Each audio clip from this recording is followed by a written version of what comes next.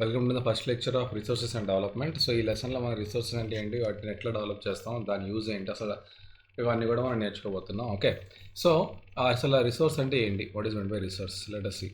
Everything is available in our environment. అంటే మన earth మీద బతుకుతున్నాం కాబట్టి ఎర్త్ మీద ఉన్నటువంటి ప్రతి మెటీరియల్ మనం దేన్నైనా కూడా మనం మన యొక్క నీడ్స్ని ఫుల్ఫిల్ చేయడానికి వాడుకుంటూ ఉంటాం. ఫర్ ఎగ్జాంపుల్, మీరు మార్నింగ్ లేస్తే మీరు యూటిలైజ్ చేసే బ్రష్ దగ్గర నుంచి నైట్ పడుకోవడానికి వాడే మంచం దాకా ఇవన్నీ కూడా ఏదో ఒక మెటీరియల్స్ తయారైనవే.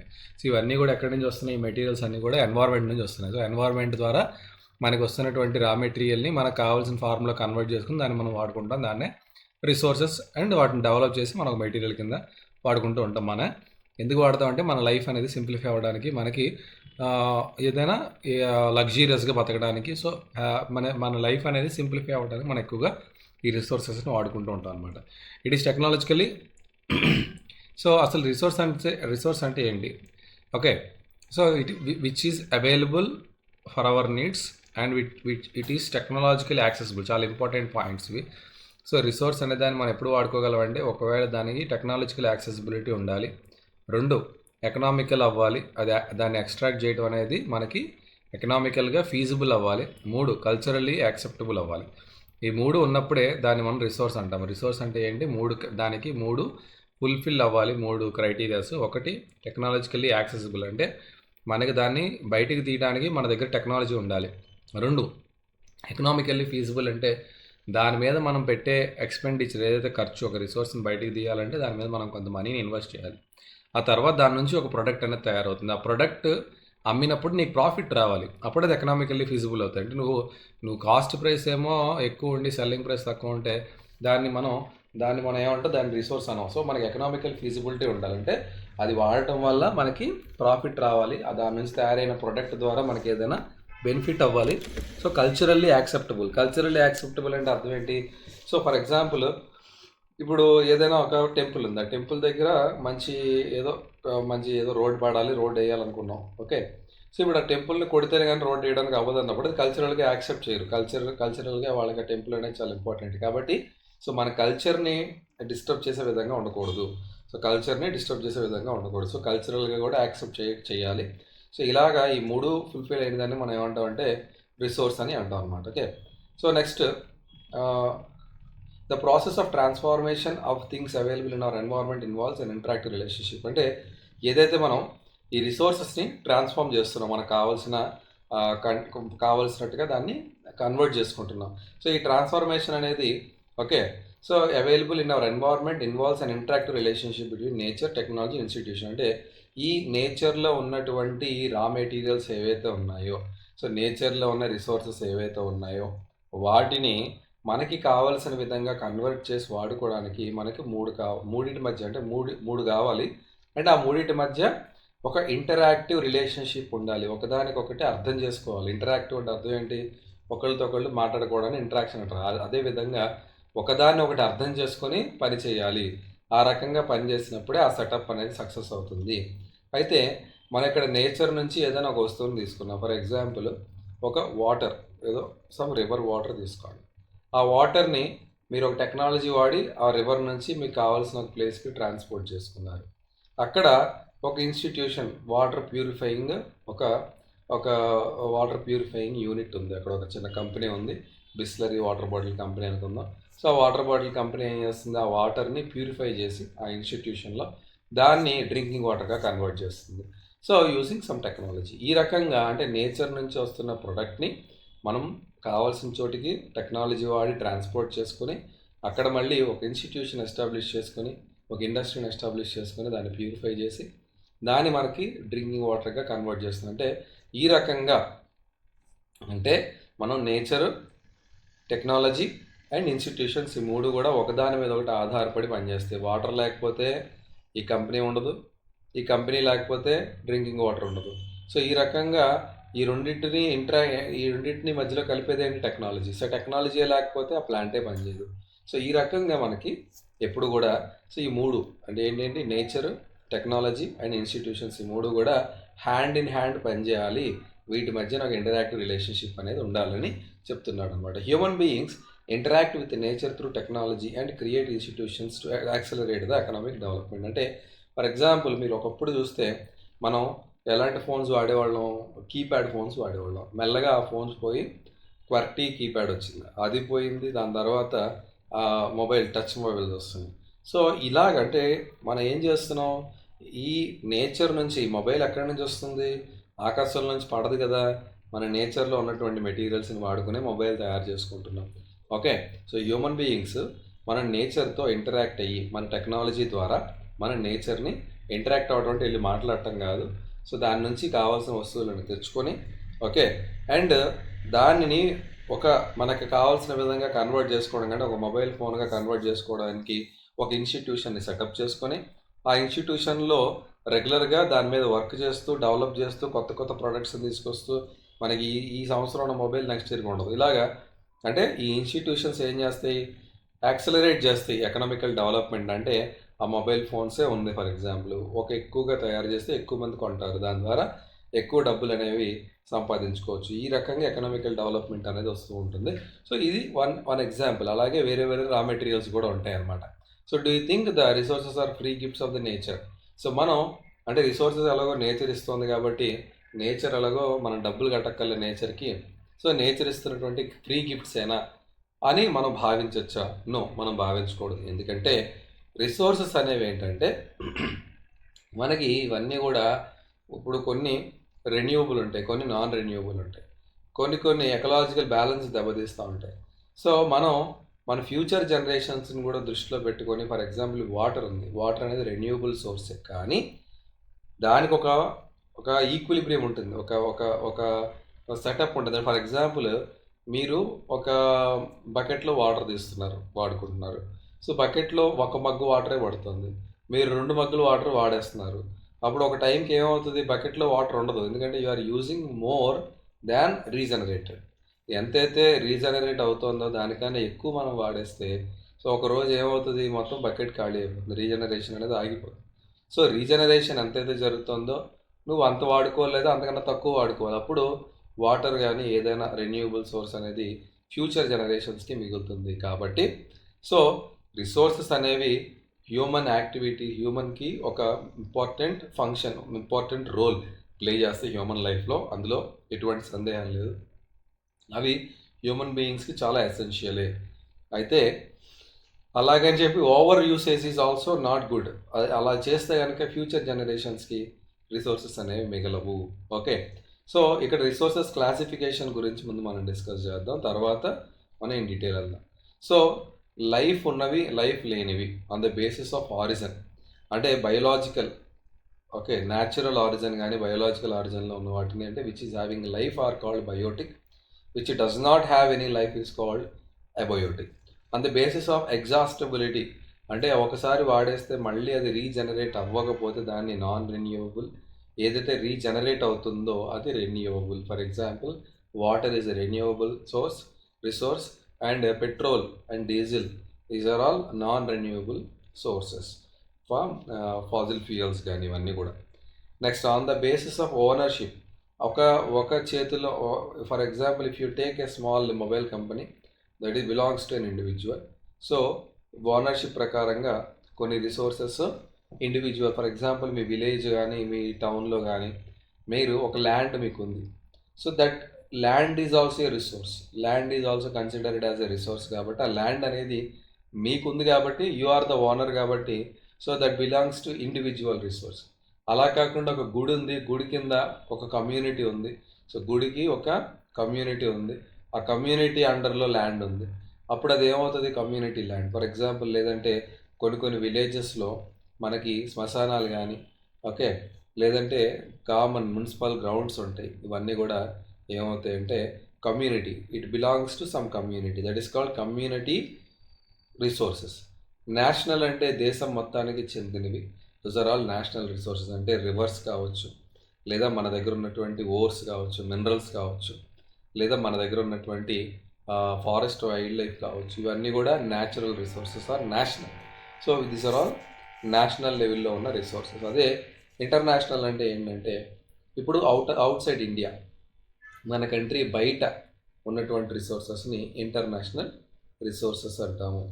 ఓకే, అయితే మళ్ళీ మన ఇండియాలో ఉన్న రిసోర్సెస్నే మళ్ళీ వాటిని డిఫరెంట్ క్లాసిఫికేషన్ ఉంటుంది. ఒకటి potential, 2 developed, 3 stock and 4 reserve. వీటి గురించి మనం నెక్స్ట్ పేజ్లో చూస్తాము.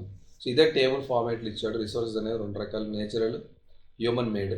సో నేచురల్లో రెన్యూబుల్ ఒకటి, సో నాన్ రెన్యూబుల్ ఒకటి. కంటిన్యూస్ అంటే రెన్యూబుల్ అంటే ఏంటంటే అది మళ్ళీ వస్తూ ఉంటుంది అనమాట, పోయింది మళ్ళీ వస్తూ ఉంటుంది, రీజనరేట్ అవుతుంది. రెన్యూబుల్లో బయలాజికల్ అంటే ఏంటి, మా మొక్కలు, wild life, humans, these all biologically renewable. అంటే మనం చాలామంది చనిపోతుంటారు, చాలామంది పుడుతూ ఉంటారు. సో హ్యూమన్స్ కూడా ఒక రెన్యూవబుల్ రిసోర్స్, ఎందుకంటే humans are also considered as resources. Okay, animals are also considered as resources. Everything which is useful for our life are called resources. Okay, so non రెన్యూబుల్కి వచ్చేసరికి రీసైకిలబుల్ అంటే మళ్ళీ దాన్ని పాడైపోయిన దాన్ని మళ్ళీ యూజ్ చేసుకోవచ్చు by doing some kind of modifications, దాన్ని రీసైకిలబుల్. నాన్ రీసైకిలబుల్ అంటే ఏంటంటే వన్స్ యూజ్ చేసిన తర్వాత మనం దాన్ని మళ్ళీ వాడలేము. ఫర్ ఎగ్జాంపుల్ మెటల్ ఉంది, ఐరన్ ఉంది.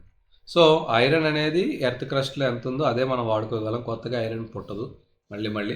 సో ఇప్పుడు ఐరన్ తుప్పు పట్టేస్తుంది, మరి ఏం చేస్తారు, దాన్ని నీట్గా మీరు దాన్ని మెల్ట్ చేశారనుకోండి, ఏదైతే ఈ రస్ట్ పట్టిందో ఆ పోర్షన్ తీసేసి మిగతా ఐరన్ ఏదైతే బాగుందో దాన్ని మీరు మళ్ళీ యూటిలైజ్ చేసుకోవచ్చు. So this are recyclable.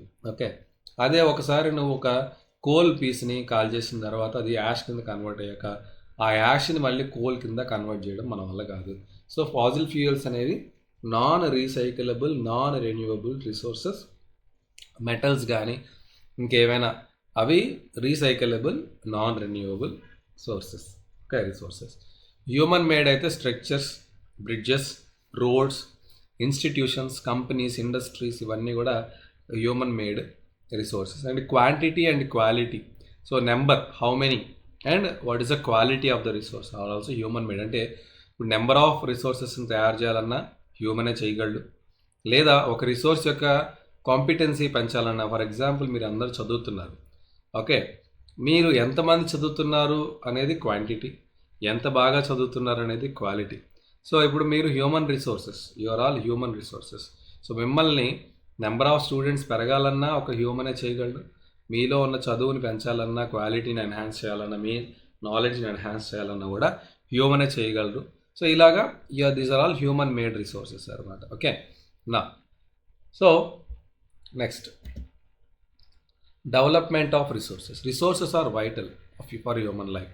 So humans survive అవ్వాలంటే, హ్యూమన్ లైఫ్ అనేది లీడ్ చేయాలన్నా, సర్వే అవ్వాలన్నా, క్వాలిటీ లైఫ్ ఉండాలన్నా, it was believed that resources as free gifts of nature. So ఒకప్పుడు ఎలా ఉండేదంటే రిసోర్సెస్ అనేవి ఫ్రీ గిఫ్ట్స్గా భావించి, ఓకే, సో హ్యూమన్ పీపుల్ అనేవాళ్ళు, హ్యూమన్స్ దాన్ని ఇండిస్క్రిమినేట్గా అంటే విచక్షణారహితంగా, అంటే వితౌట్ హ్యావింగ్ ఎనీ జుడీస్ దాని మీద ఒక అంటే లైక్ వాట్ యూ సే అది రేపు పోతుంది అనే ఆలోచన లేకుండా దాన్ని మనం ఇష్టం వచ్చినట్టుగా వాడేసాం. ఓకే, అతిగా వాడేసాం. దానివల్ల ఏం జరిగింది, depletion of resources. Okay, so అంటే కొంతమంది ఇండివిజువల్స్ యొక్క గ్రీడ్ని, అంటే వాళ్ళ యొక్క అత్యాశని సాటిస్ఫై చేయడానికి, అంటే కొంతమంది ఫ్యూ ఇండివిజువల్స్ యొక్క అత్యాశని, గ్రీడీనెస్ని ఫుల్ఫిల్ చేయడానికి బోల్డ్ అనే రిసోర్సెస్ని వేస్ట్ చేసేవారు అనమాట. ఫర్ ఎగ్జాంపుల్ ఒక సిటీ, చెన్నై లాంటి సిటీ తీసుకుంటే ఒక స్లమ్ ఏరియా ఉంది, వాళ్ళకి డ్రింకింగ్ వాటర్ కూడా దొరకడానికి కష్టం అవుతూ ఉంటుంది. అదే ఏరియా దాటి ముందుకు వెళ్తే ఒక పాష్ ఏరియా ఉంటుంది, అక్కడ ఒక్కొక్క ఇళ్లల్లో స్విమ్మింగ్ పూల్స్ ఉంటాయి. So they are just using water for swimming. కొన్ని అంటే ఆ స్విమ్మింగ్ పూల్లో ఉన్న వాటర్ని కనుక ప్యూరిఫై చేసి సప్లై చేస్తే ఈ స్లమ్ ఏరియాలో ఒక 1/4 పీపుల్ యొక్క డ్రింకింగ్ నీడ్స్ అనేవి ఫుల్ఫిల్ అవుతాయి. అంటే ఇప్పుడు మీకు అర్థమవుతుంది, అంటే కొంతమంది యొక్క ఇప్పుడు యువతల పక్క వాటర్ లేదు, ఎందుకు లేదు, బికాజ్ గ్రీడీగా, అంటే కావాల్సిన దానికి మించి కొంతమంది వాటిని వాడుకోవటం వల్ల తక్కువగా కావాల్సిన వాళ్ళ దగ్గర నుంచి అది డిప్లీట్ అయిపోతుంది. సో ఈ రకంగా జరుగుతుంది accumulation of resources in few hands. ఇంకోటి ఏంటంటే ఇప్పుడు రిసోర్సెస్ అన్నీ కొంతమంది చేతిలోనే ఉండిపోతే ఓకే, సో అప్పుడు సొసైటీ అనేది నీకు రిసోర్స్ లేకపోతే నువ్వు బతకలేవు. కాబట్టి ఆ రిసోర్స్ కోసం నువ్వేం చేయాలి? ఎవరి దగ్గర అయితే రిసోర్స్ ఉందో ఓనరో, who is the owner of the resource, వాడికి డబ్బులు పే చేయాలి. ఫర్ ఎగ్జాంపుల్ ఇండియా ఉంది, మనకు మొబైల్ నెట్వర్క్స్ ఉన్నాయి. సో ఇండియాలో హార్డ్లీ 3 మొబైల్ నెట్వర్క్స్ ఉన్నాయి. సో ఇప్పుడు మీకు ఏది కావాలన్నా మీరు ఆ 3 మొబైల్ నెట్వర్క్స్, అంటే మన నెట్వర్క్ అనే కమ్యూనికేషన్ రిసోర్స్ అంతా కూడా ఒక ముగ్గురు చేతుల్లో ఉన్నప్పుడు, ఆ కమ్యూనికేషన్ మీద ఆధారపడిన వాళ్ళు ఎంతమంది? 150 కోట్ల మంది ఉన్నప్పుడు, సో ఈ 150 కోట్ల మంది కమ్యూనికేషన్ వాడుకోవాలంటే ఈ ముగ్గురు సర్వీస్ ప్రొవైడర్స్కి డబ్బులు పే చేయాలి కదా. అర్థం చేసుకోండి. అంటే ఇప్పుడు ఏమవుతుంది? ఈ ముగ్గురు ఏమవుతారు? సూపర్ రిచ్ అవుతారు. మిగతా 150 కోట్ల మంది వీళ్ళకి డబ్బులు పే చేసి వాళ్ళు పూర్ అవుతారు. ఇలా ఒక ఎగ్జాంపుల్ ఆఫ్ కమ్యూనికేషన్ చెప్పాను. అలా కాకుండా ఇలాగే మనం డే టు డేలో వాడే ప్రతి వస్తువు చూడండి, ఫ్యూ కంపెనీస్ చేతుల్లో ఉంటాయి. ఆ ఫ్యూ కంపెనీస్కి ఈ పూర్ పీపుల్ అందరూ ఎవరైతే యూజర్స్ ఉంటారో వీళ్ళందరూ డబ్బులు పే చేస్తారు. దాంతో వాడు సూపర్ రిచ్ అవుతాడు, వీళ్ళు ఏమవుతారు? వాడి డబ్బులు పే చేసి వీడు పూర్ అవుతారు. ఈ రకంగా సొసైటీ అనేది 2 సెగ్మెంట్స్గా విడిపోతుంది. ఒకటి రిచ్, 2 పూర్. ఓకే, అయితే ఎవరి దగ్గర అయితే రిసోర్సెస్ ఉన్నాయో వాళ్ళు రిచ్ అవుతారు, ఎవరి దగ్గర అయితే రిసోర్సెస్ ఉండవో వాళ్ళు పూర్ అవుతారు. సో ఇప్పుడు ఇండియాలో కూడా ఇదే పరిస్థితిలోనే మనం ఉన్నాం. Indiscriminate exploitation of resources has led to global ecological crisis.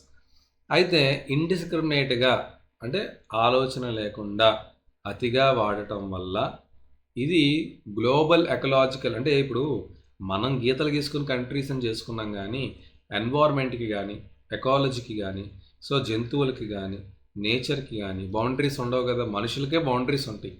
Only humans bounded in there countries and all, but nature is everywhere, nature is same. Okay, once if you are doing some kind of exploitation in some location, that will affect the nature on the other location as well. So కాబట్టి మనం ఏదో మన కంట్రీలో pollution చేసుకున్నాం, మన కంట్రీలో చేసుకుంటే అది మన కంట్రీలో ఉండిపోదు కదా, దాని ఎఫెక్ట్ గ్లోబల్గా ఉంటుంది. అది గ్లోబల్ ఎకలాజికల్ క్రైసిస్ని దారితీస్తుంది. సో ఇండిస్క్రిమినేట్గా మనం రిసోర్సెస్ని వాడటం వల్ల సో గ్లోబల్ ఎకలాజికల్ క్రైసిస్ అనేది వస్తుంది. అందులోనే ఎగ్జాంపుల్స్ ఏంటంటే గ్లోబల్ వార్మింగ్, టాప్ కంట్రీస్ ఏవైతే ఉన్నాయో డెవలప్డ్ కంట్రీస్, వాళ్ళు విపరీతంగా ఇండస్ట్రీస్ని రన్ చేస్తారు. దానివల్ల వాళ్ళు బోల్డ్ అంత CO2ని ఎవ్రీడే ఎమిట్ చేస్తారు in to the nature, carbon dioxide which is a green house gas, so which is main reason for the global warming. అయితే ఇప్పుడు CO2 రిలీజ్ చేశాక, ఇప్పుడు ఫర్ ఎగ్జాంపుల్ X అనే కంట్రీ రిలీజ్ చేసింది. ఆ X అనే country మీద CO2 ఆగిపోదు కదా, పక్కనున్న Y అనే కంట్రీకి వెళ్తుంది, ఇటు పక్కన Z అనే కంట్రీకి వెళ్తుంది, అక్కడి నుంచి పక్క కంట్రీస్ కూడా అది ట్రావెల్ చేస్తూ ఉంటుంది. కాబట్టి సో ఎమిట్ చేస్తున్నది ఒకడు, X అనేవాడు. ఓకే, సో డబ్బు సంపాదిస్తుంది వాడు, బట్ వాడు కాస్ట్ చేస్తున్న పొల్యూషన్, వాడు కాస్ట్ చేస్తున్న గ్లోబల్ వార్మింగ్కి ఎఫెక్ట్ అవుతున్న వాళ్ళు ఎక్కడెక్కడో ఉన్న చిన్న చిన్న ఐలాండ్స్. ఫస్ట్ వాళ్ళు ఈ గ్లోబల్ వార్మింగ్ వల్ల ఏమవుతుందమ్మా? సీ లెవెల్ రైజ్ అవుతుంది. సీ లెవెల్ పెరగడం వల్ల ఎక్కడో ఉన్న చిన్న చిన్న ఐలాండ్స్ ఎవరైతే ఉంటాయో అవన్నీ కూడా సముద్రం లోపలికి వెళ్ళిపోతాయి. అంటే ఇప్పుడు ఆలోచించండి, సో ఎక్కడో జరుగుతున్న పొల్యూషన్ ఇంకెక్కడో ఉన్న ఒక చిన్న ఐలాండ్ని ఎఫెక్ట్ చేస్తుంది. This is called global ecological crisis. So example is global warming, ozone layer depletion కావచ్చు, అలాగే ఎన్వైర్మెంటల్ పొల్యూషన్ కావచ్చు, అండ్ ల్యాండ్ డీగ్రేడేషన్ కావచ్చు. ఇవన్నీ కూడా ఇండిస్క్రిమినేట్ ఎక్స్ప్లాయిటేషన్ ఆఫ్ రిసోర్సెస్ వల్ల కావాల్సిన దానికి మించి లేదా సరైన పద్ధతిలో దాన్ని వాడకపోవడం. కావాల్సిన దానికి మించి వాడకపోయినా పర్లేదు, కావలసినంత వాడినప్పటికీ కూడా, మనకి కావాల్సినంత వాడుతున్నప్పటికీ కూడా దాని ఒక పద్ధతి ప్రకారంగా నేచర్ని డిస్టర్బ్ చేయకుండా, దాని యొక్క రీజనరేటింగ్ కెపాసిటీని డిస్టర్బ్ చేయకుండా దాన్ని మనం యూటిలైజ్ చేసుకుంటే ప్రాబ్లమే లేదు. Unequitable distribution of resources has become essential. ఎప్పుడైతే ఇలా జరుగుతుందో, అంటే ఇప్పుడు రీసెంట్ డేస్లో యుఎస్ఏకి యుక్రెయిన్కి పెద్ద గొడవ జరుగుతుంది. సో దేని మీద జరుగుతుంది? Because of rare earth metals. ఈరోజు ఇప్పుడున్న వరల్డ్ అంతా కూడా కాంటెంపరీ వరల్డ్ కావచ్చు, ఫ్యూచర్ కావచ్చు, ఇక యుద్ధాలు జరిగితే మెటల్స్ కోసం, ఓకే, మినరల్స్ కోసం యుద్ధాలు జరిగే రోజులు రాబోతున్నాయి. అంటే రిసోర్సెస్ అనేవి ఎంత ఇంపార్టెంటో మీరు అర్థం చేసుకోండి.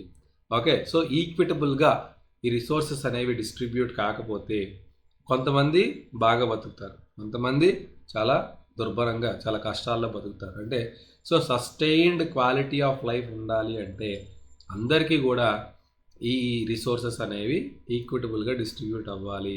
దానివల్లే గ్లోబల్ పీస్ అనేది కూడా వస్తుంది.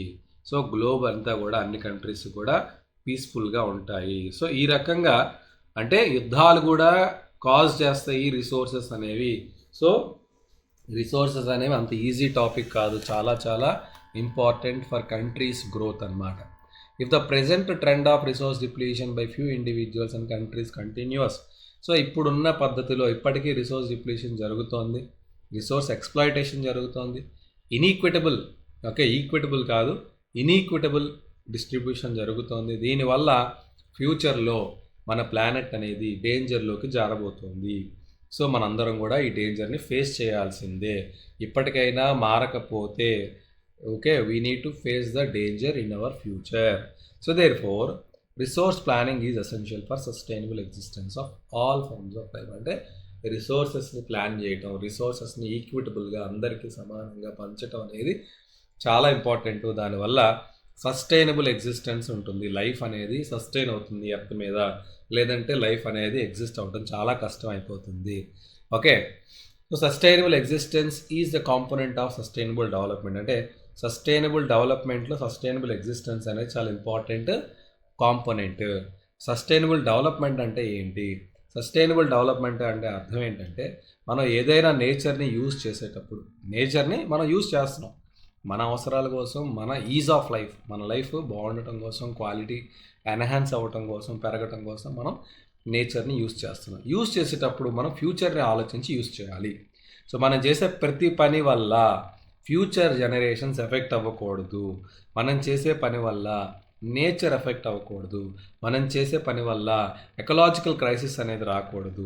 ఇవన్నిటిని దృష్టిలో పెట్టుకుని నువ్వు చేసే డెవలప్మెంట్ని మాత్రమే సస్టైనబుల్ డెవలప్మెంట్. అది సస్టైన్ అవుతుంది చాలా రోజులు, అది సస్టైన్ అవ్వగలదు. లేదంటే మనందరం కూడా డేంజర్లో పడిపోతాము. సో ఇలాగా ఎన్వైర్న్మెంట్ని డ్యామేజ్ చేయకుండా మనం చేసే డెవలప్మెంట్నే సస్టైనబుల్ డెవలప్మెంట్. సో ఆ సస్టైనబుల్ డెవలప్మెంట్ చేసినప్పుడే ఫ్యూచర్ జనరేషన్స్కి మనం ఇచ్చే నేచర్, మనం ఒకప్పుడు ఎయిర్ క్వాలిటీ ఎలా ఉండేది, ఇప్పుడు ఎయిర్ క్వాలిటీ ఎలా ఉంది, మన తాతలు గ్రాండ్ ఫాదర్స్ వాళ్ళ టైంలో చక్కగా హాయిగా వాళ్ళకి ఎటువంటి నేజల్ డిసీజెస్ లేకుండా, ఎటువంటి దగ్గులు లేకుండా, తుమ్ములు లేకుండా హెల్తీగా బతికేవాళ్ళు. మరి ఇవాళ ఎంతమంది పిల్లలకి నేజల్ కంజెషన్ లేకుండా, ఓకే జలుబు దగ్గు లేకుండా ఎంతమంది ఉన్నారు? Very few. ఎందుకు ఇలా జరుగుతుందంటే ఎయిర్ క్వాలిటీ. సో మనం ఎప్పటి నుంచో ఎమిట్ చేస్తున్న పొల్యూషన్స్ వల్ల, ఇప్పటికీ ఎమిట్ చేస్తున్న పొల్యూషన్స్ వల్ల మన ఎయిర్ క్వాలిటీ అనేది తగ్గిపోయింది. అది సస్టైనబుల్ డెవలప్మెంట్ అవ్వదు. మీ ఫోర్ ఫాదర్స్, తాతగారు, గ్రాండ్ ఫాదర్స్ ఎట్లాంటి గాలిని పీల్చారో నువ్వు అంతే ప్యూరిఫైడ్ ఎయిర్ కనుక ఈరోజు పీలుస్తూ ఉండుంటే మనం ఇప్పటిదాకా చేసిన డెవలప్మెంట్ని సస్టైనబుల్ డెవలప్మెంట్ అంటాము. మన ఎయిర్ క్వాలిటీ తగ్గిపోయింది, వాటర్ క్వాలిటీ తగ్గిపోయింది, ఫుడ్ క్వాలిటీ తగ్గిపోయింది అంటే అర్థం ఏంటి? డిగ్రేడేషన్ ఆఫ్ క్వాలిటీ వచ్చిందంటే అర్థం ఏంటి? We are not doing sustainable growth. మనం ఇప్పటిదాకా అచీవ్ చేసిందంతా కూడా సస్టైనబుల్ గ్రోత్ కాదు. ఓకే, అయితే ఇదే విషయాన్ని అప్పుడు 1992లో ఉన్నటువంటి కంట్రీ హెడ్స్ అందరూ రియలైజ్ అయ్యి రియో డి జెనైరో అనేది this is capital of Brazil. So ఇక్కడ అందరూ కూడా 1992లో ఎర్త్ సమిట్ అని ఒక సమిట్ పెట్టుకుని ఎర్త్ని ఎట్లా కాపాడుకోవాలి, మనం ఈ రకంగా ముందుకు పోతే కనుక మనందరం డేంజర్లో పడతాం. సో మనం ఏ రకంగా ఎర్త్ని ప్రొటెక్ట్ చేయాలనే విషయాన్ని ఆలోచిస్తూ సో రియో డి జెనైరో బ్రెజిల్లో 1992లో కంట్రీ హెడ్స్ అందరూ కూడా, మేజర్గా ఉన్న కంట్రీ హెడ్స్ అందరూ కూడా మీట్ అయ్యారు. వాళ్ళందరూ కలిసి అప్పుడున్నటువంటి అర్జెంట్ ప్రాబ్లమ్స్ని అడ్రస్ చేశారు. ఎన్వైర్న్మెంట్ని ఏ రకంగా ప్రొటెక్ట్ చేయాలి, సోషియో ఎకనామిక్ డెవలప్మెంట్ని ఏ రకంగా ప్రొటెక్ట్ చేయాలి అయితే ద గ్లోబల్ లెవెల్ ఆలోచించారు. ఒక కంట్రీ కోసమో లేకపోతే ఇంకొక స్టేట్ కోసమో కాకుండా గ్లోబల్గా ఈ ఎన్వైర్న్మెంటల్ ప్రొటెక్షన్ ఏ రకంగా తీసుకోవాలి, సోషియో ఎకనామిక్ డెవలప్మెంట్, ఒక కంట్రీ బాగా డెవలప్ అయిపోవడం, ఒక కంట్రీ తక్కువ డెవలప్ అవ్వడం కూడా కరెక్ట్ కాదు. అన్ని కంట్రీస్ కూడా సమానంగా డెవలప్ అవ్వాలి, దాన్నే సోషియో ఎకనామిక్ డెవలప్మెంట్ అంటారు. సో దాన్ని ఏ రకంగా హ్యాండిల్ చేయాలి? సో ద అసెంబ్ల్డ్ లీడర్స్ వీళ్ళందరూ కలిసి ఒక డిక్లరేషన్ అంటే అర్థం ఏంటంటే వీళ్ళందరూ అక్కడ ఒక మాట ఇచ్చి వచ్చారనమాట. మాట ఇవ్వడాన్ని డిక్లరేషన్. సో మేము ఇలాంటి చేంజెస్ అనేవి చేస్తాం మా కంట్రీలో, ఎన్వైర్న్మెంట్ని ప్రొటెక్ట్ చేయడానికి మేము ఇవన్నీ చేస్తామని చెప్పి వాళ్ళందరూ ఒక ఎజెండా పెట్టుకున్నారు. ఆ ఎజెండాని ప్రతి కంట్రీ కూడా మేమందరం ఈ ఎజెండాని పాటిస్తాము, మా దేశంలో దీన్ని ఇంప్లిమెంట్ చేస్తాము. సో దానివల్ల మా దేశం నుంచి వచ్చే ఎన్వైర్మెంటల్ ప్రొటెక్షన్, ఎన్వైర్మెంటల్ పొల్యూషన్ మేము తగ్గిస్తాము. సో ఈ రకంగా వీళ్ళందరూ డిక్లరేషన్ చేసుకొని వచ్చారనమాట. అయితే దాన్ని మనం Rio convention, okay. So Rio convention దానిలో మెయిన్గా వాళ్ళు ఏంటప్పుడు పెట్టుకున్నారంటే గ్లోబల్ ఫారెస్ట్ ప్రిన్సిపల్స్. సో ఫారెస్ట్ని ఏ రకంగా ప్రొటెక్ట్ చేసుకోవాలి, సో ఫారెస్ట్ నుంచి వస్తున్నటువంటి వైల్డ్ లైఫ్ని ఎట్లాగా ప్రొటెక్ట్ చేసుకోవాలి, దాని మీదే వీళ్ళు ఒక ఎజెండా 21 అని, అంటే 21st సెంచరీలో అచీవ్ చేయాలి. ఇదంతా కూడా 20th సెంచరీలో జరుగుతుంది. సో 2000కి ముందు కదా, so that is 20th century. So 2000 తర్వాత ఇప్పుడు running is 21st century, okay. So agenda 21 వాళ్ళు పెట్టుకున్నారు for achieving sustainable development in 21st century, okay. Now what is agenda 21? So agenda 21లో ఏమేమి ఉన్నాయి? ఎజెండా 21లో it is declaration signed by world leaders in 1992 at the United Nations conference on environmental and development. So వీళ్ళందరూ కూడా ఎక్కడ కూర్చున్నారు? ఏ ఆఫీస్లో కూర్చున్నారు? United Nations conference. అంటే దీన్ని మనం ఏమంటాం అంటే అందరూ కలిపి మీట్ అయ్యారు కదా, దాన్ని కాన్ఫరెన్స్ అనే అంటారు కదా. సో కాబట్టి యునైటెడ్ నేషన్స్ అంటే అందరి నేషన్స్ కలిసి వచ్చారు కాబట్టి యునైటెడ్ నేషన్స్ వాళ్ళు పెట్టుకున్నది ఏంటి? కాన్ఫరెన్స్. దేని మీద? ఆన్ ఎన్వైర్మెంట్, తర్వాత ఏంటి? Development. So United Nations conference on environment and development which took place at Rio de Janeiro. ఈ కాన్ఫరెన్స్ని వాళ్ళు పెట్టుకున్న పేరేంటమ్మా? United Nations conference on environment and development, okay. So ఇది రియో డి జెనైరోలో జరిగింది, బ్రెజిల్లో జరిగింది. It aims at achieving the global sustainable development. ఇది మెయిన్గా దీని యొక్క ఎయిమ్ ఏంటి? గ్లోబల్గా సస్టైనబుల్ డెవలప్మెంట్ని ఎట్లాగా మనం తెచ్చుకోవచ్చు. It is an agenda to combat అప్పుడున్నటువంటి ఎన్వైర్మెంటల్ డ్యామేజెస్ని, పొవర్టీని, డిసీజెస్, గ్లోబల్గా స్ప్రెడ్ అవుతున్న డిసీజెస్ని.